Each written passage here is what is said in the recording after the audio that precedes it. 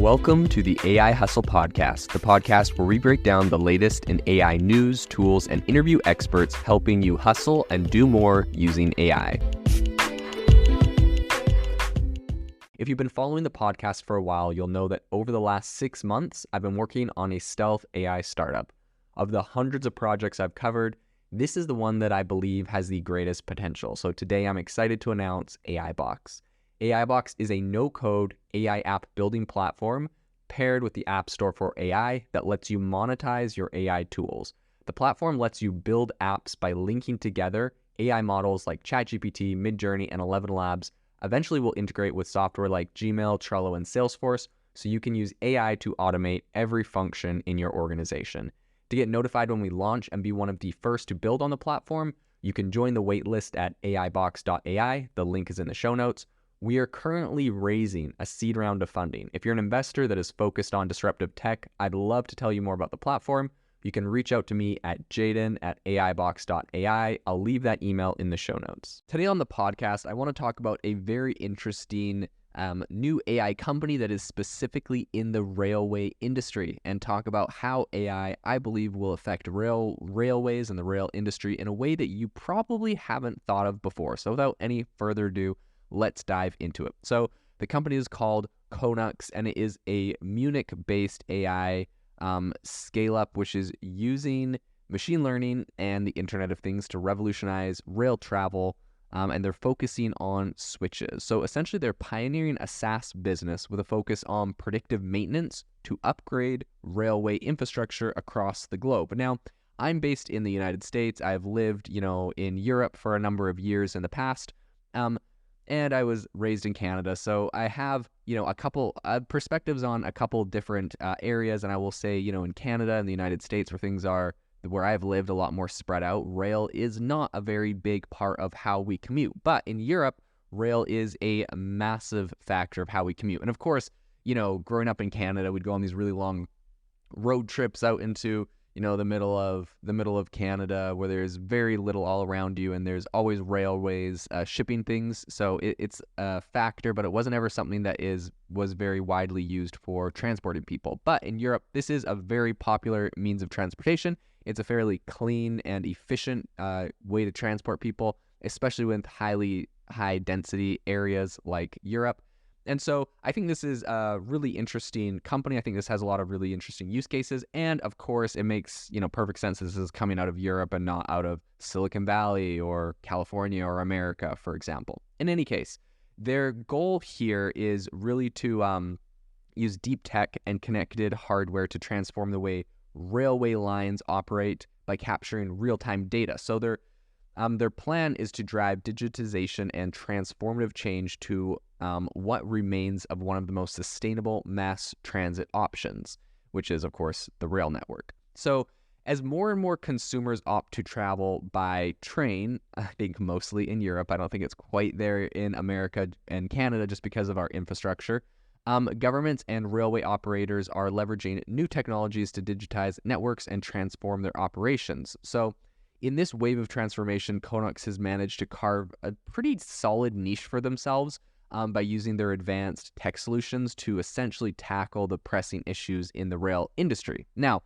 like I said, this is really awesome, really powerful for Europe, less relevant or less used perhaps in the United States, although it would be interesting to see what that would look like if that expanded. I have recently seen some tweets from people here in the US saying, instead of taking a plane or instead of driving a car, they took a train, and it took 4 times as long. And I don't know, some people say it takes even longer than that. So it's just not quite there in the US, but I think this is really powerful in Europe. I've lived in, France and Belgium for a couple years, and we took trains everywhere. It was a great way to get around.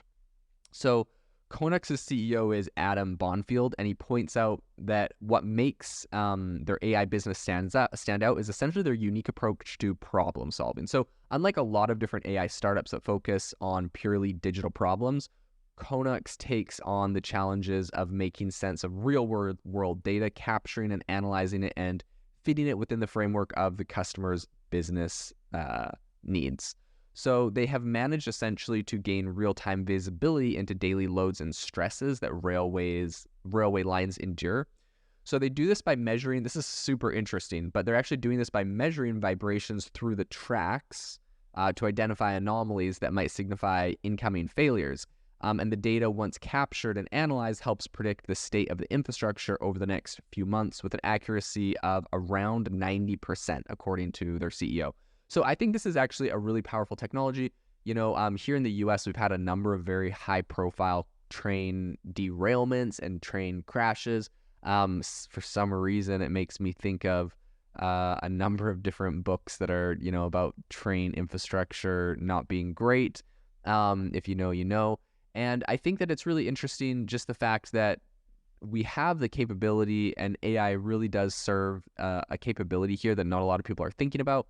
I mean, it has a 90% accuracy rate. So I think this is a really useful tool that should be rolled out. If we had the ability to, very accurately predict when there was going to be some sort of infrastructural issue, essentially, with railway lines or with any other sort of infrastructure, I think we absolutely should use that. And so I think this is going to be a really powerful use case, not just in the ways that we're seeing it in like the rail that they're, actively developing it right now, but in a lot of other industries, like I think, if you imagine listening to, I don't know, or maybe there's AI that is integrated into a roadway that tracks how many cars drive by, or even satellite or Google Maps, getting some sort of data, aggregated data there where it tracks how many cars are driving over certain roads, and based off of that and based off of what types of cars and how heavy they are, making sort of predictions about what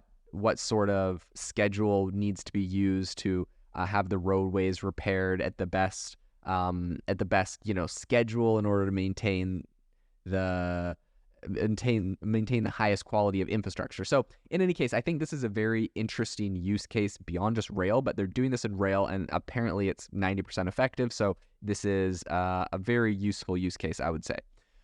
Right now, their customers are mostly railway operators, so they receive maintenance insights throughout a fairly user-friendly software that they've developed that just helps to manage their infrastructure efficiently. The application they've created is an AI translates essentially to fewer delays and reduces downtime for the passengers. And so, that's kind of what they're selling to these railway operators. So they're saying, this isn't just a new schedule or a way to know when something needs to be fixed, but if we can preemptively give you the data so you know when things need to be repaired or fixed, you actually have less downtime, so it's actually saving you money. And I think that any business model where they can prove that they're going to save the company money and specifically show how it affects their bottom line, of course, the safety aspect of it, I think, is incredibly important. But beyond that, if they can say, look, it's going to make you more safe, and also you literally will save more money, I think this is a no-brainer for someone like a railway operator to kind of implement some of this technology. So I think the technology has the potential to unlock pretty substantial capacity and apparently doubling the throughput on some of the tracks, which in turn has significant implications for the environment by effectively utilizing existing resources. So their AI and IoT-driven digitalization of railways, I would say, really just kind of shows what is typically a black box for railway operators. So by providing a clearer and a clearer understanding of the networks, the chances of minor delays snowballing into a major disruption are definitely minimized. And I think it brings about a really dynamic kind of traffic management reduction of shutdowns, and also it enables a lot more responsive and efficient train routing. So I think so far they've managed to raise about $130 million. They've tested and deployed their products in 10 markets worldwide. They've been around since 2014, so this isn't anything necessarily new, but they're making a lot of big steps today. They're focusing on using AI in challenging industrial environments, and they have a lot of years of research and development, which I think has really helped them to develop this kind of predictive AI model that works across a very diverse set of environments, which is a complete game changer for the rail industry. So overall, I think this is going to be a really interesting technology to follow up with and to keep an eye on as we look at, perhaps how this is affecting rail, but how we also start integrating AI models into other sorts of infrastructure and other sorts of industries in ways that we're not really thinking about right now, right? Like Before reading this or researching kind of this topic, I wasn't thinking about how you could track the vibrations of rail tracks to get all sorts of this real world data and make all sorts of predictions using AI. But I think that there's so many different applications for AI, and this is just one of the many. So it'll be interesting to see how this snowballs into other different areas. If you are looking for an innovative and creative community of people using ChatGPT, you need to join our ChatGPT creators community. I'll drop a link in the description to this podcast. We'd love to see you there, where we share tips and tricks of what is working in ChatGPT. It's a lot easier than a podcast, as you can see screenshots, you can share and comment on things that are currently working. So if this sounds interesting to you, check out the link in the comment. We'd love to have you in the community. Thanks for tuning in to the AI Hustle podcast. If you could do us a massive favor, we would really appreciate it if you could leave us a review wherever you get your podcasts. This helps people find the podcast. It helps people know this is a good place to go. And we would really appreciate it, as it helps us continue to bring on incredible guests and share incredible content for you to listen to.